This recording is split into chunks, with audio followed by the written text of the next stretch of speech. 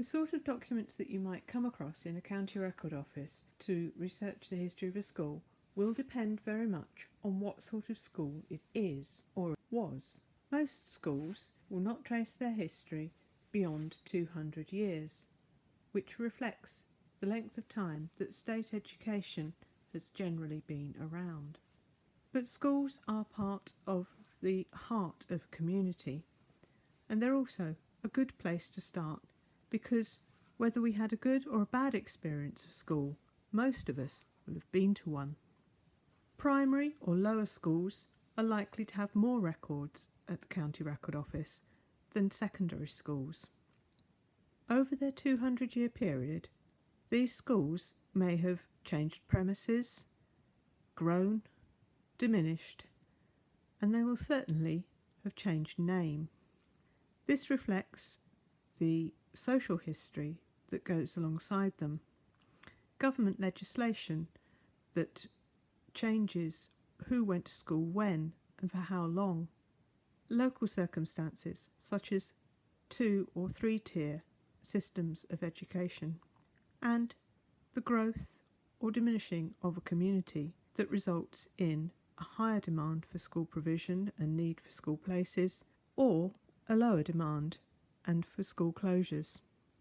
The history of schools through these various changes is, as I say, complicated, but Bedfordshire Archives have put some documents on their website that will help you to understand how the different types of school changed over time. Today I'm going to look at Stotfold in Bedfordshire. It's where I did my early education, and that has its advantages and its disadvantages. Local knowledge can be really helpful. The disadvantage of having a connection to a place is that you can be a little bit biased and think of things in a different way. When I look at this 1944 plan for the proposed dining room at St Mary's School in Stotfold, what I think of are the country dance lessons that took place under the watchful gaze of the portrait of Queen Elizabeth II. What I don't think of, necessarily, are the social implications as to why, in 1944, canteens were being provided in schools for school meals. Like most research, if you're going to research a school, start from what you know. Is the school still there? Does the school still exist, and does it have a website that has a potted history? Look at printed sources. They're easier to read because they were designed for publication. This is a prospectus for Rowcroft Lower School from 1994, and it doesn't just tell you about the school and its buildings, but it tells you about the school and its people and how the school is run. Note that the school has a no smoking policy throughout the site. That would not always have been the case. Plans are possibly the most easy to use. They are very visual things.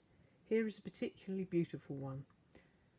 This is the original design for St Mary's School in Stotfold.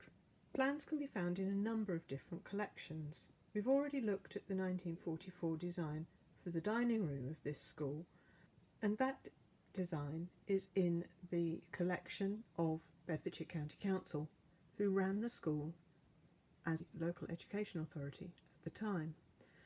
But this beautiful, much earlier plan from 1843 is in a completely different collection, and the reason for that is that this plan was drawn up because as the school was applying for funding to the government, and the government said, we need to see what it is that you propose to build. And so we have a set of very beautiful plans and some not so beautiful plans for proposed schools. But plans are not always just about the buildings. They can also be about what goes on in them, and here, for example, is the design for the benches that the girls would sit at. You might also come across photographs which help put the plans in a sort of more three-dimensional viewpoint. Here's one of the boys' school at Stotfold,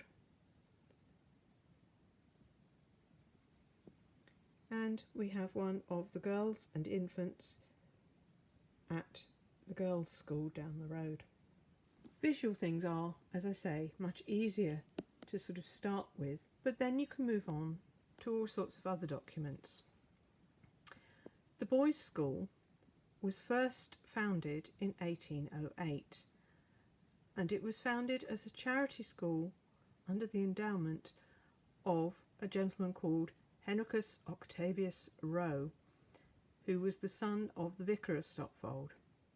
He founded an educational charity which is still in existence today.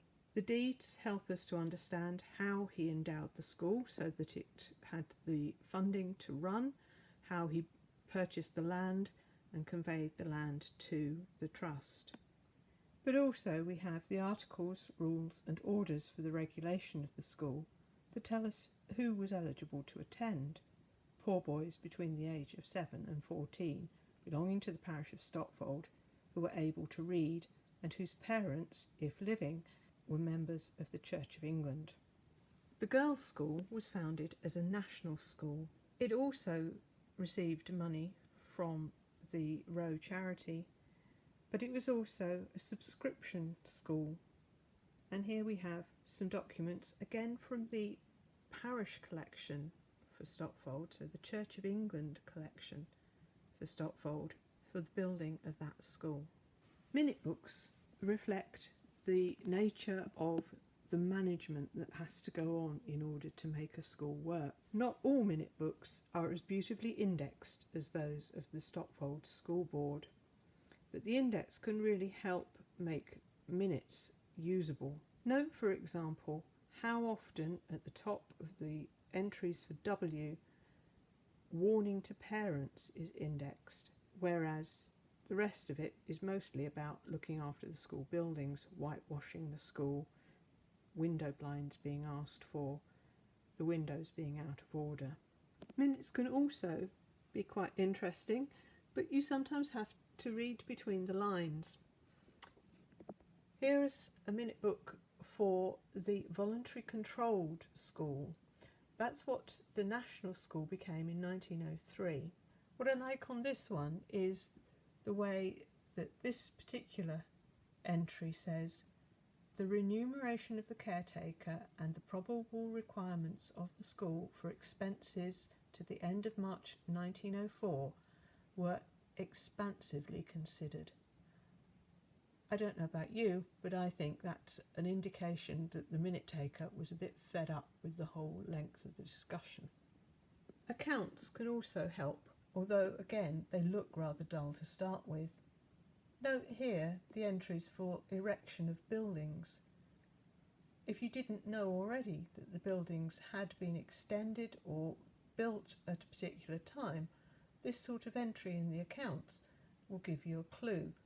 Reports can be really useful, and regular reports were made about most schools.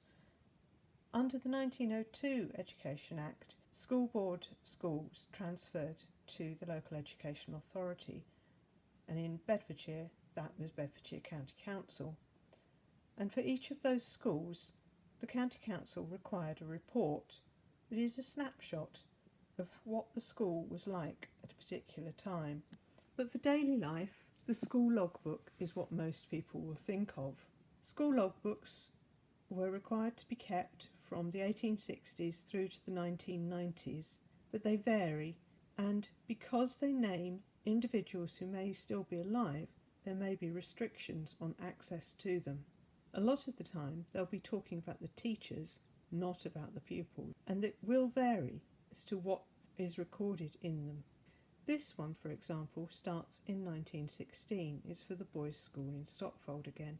1916, of course, is the middle of the First World War, and what we find in the first entry is that Mr. Osborne, one of the teachers, has been called to join His Majesty's Army, and they're having to rearrange the classes because of this.